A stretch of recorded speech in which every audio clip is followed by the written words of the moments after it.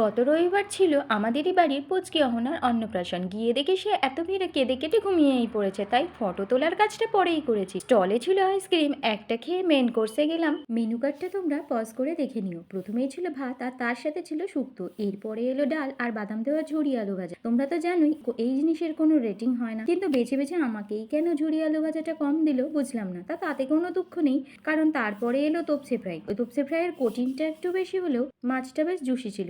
এরপরে এলো এঁচোড় চিংড়ি। এমনিতে তো তোমরা জানোই অন্নপ্রাশন মানেই মাছের মেলা। যেহেতু অহনাবরীর মুখে ভাতটা অনেক আগেই দেওয়া হয়ে গেছে, তাই বাড়ির সবাই চিকেনটাই প্রেফার করেছে। আমার প্লেটে বেশ নরম নরম পিসগুলোই দিয়েছে। এরপর ছিল চাটনি, পাঁপড়, পায়েস, রসগোল্লা আর সাতমোলা। এরপর স্টলে ছিল প্রীতমের আইসক্রিম ও থামস আপ।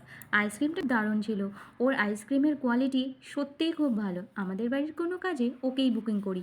তোমরাও যদি তোমাদের বাড়ির কোনো কাজে ভালো কোয়ালিটির আইসক্রিম সকলকে খাওয়াতে চাও, তাহলে স্ক্রিনে দেওয়া নাম্বারে কন্ট্যাক্ট করতেই পারো।